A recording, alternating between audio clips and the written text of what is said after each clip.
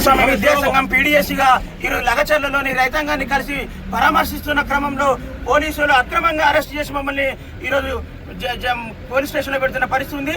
రాష్ట్ర వ్యాప్తంగా ఈరోజు పీడీఎస్ విద్యార్థి నాయకుల్ని చాలా పెద్ద ఎత్తున అరెస్ట్ చేశారు. అట్లనే మమ్మల్ని లగచర్ల పోకుండా చేవేళ్ల నుంచి మొయినాబాద్ చేవేళ్ల మన్నెగూడ పరిగి దాకా పెద్ద ఎత్తున పోలీస్ చెక్ పోస్టులు పెట్టి ఈరోజు మమ్మల్ని అందరినీ కూడా అరెస్ట్ చేసిన పరిస్థితి ఉంది.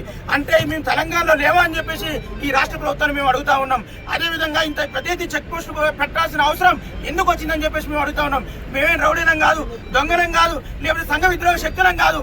ఈరోజు మేము పేద గిరిజన రైతాంగం సంబంధించినటువంటి వాళ్ళ బాధల్ని వినడానికి, వాళ్ళు పరామర్శించకపోవడానికి కూడా పోకుండా మమ్మల్ని అడ్డుకోవడం అనేది సరైనది కాదని చెప్పేసి మేము రాష్ట్ర ప్రభుత్వం తెలియజేస్తా ఉన్నాం. ఇప్పటికైనా ప్రజాస్వామ్యాన్ని 7వ గ్యారంటీగా ఇస్తున్నటువంటి రేవంత్ రెడ్డి, అదేవిధంగా రాష్ట్ర పోలీస్ యంత్రాంగం కూడా దాన్ని గుర్తు చేసుకొని మాకు ఇప్పటికైనా రైతులు గెలవడానికి అవకాశం ఇవ్వాలి. మేము వాళ్ళ బాధల్ని వింటాం, వాళ్ళని పరామర్శిస్తామని చెప్పేసి ఈ సందర్భంగా తెలియజేస్తూ ఉన్నాం. లేకపోతే ఇంతే అరెస్ట్ని కొనసాగిస్తే మాత్రం పెద్ద ఎత్తున అన్ని విద్యార్థి యువజన ప్రజా సంఘాన్ని కలుపుకొని పెద్ద ఎత్తున ఉద్యమిస్తామని చెప్పేసి ఈ రాష్ట్ర ప్రభుత్వాన్ని హెచ్చరిస్తా ఉన్నాం.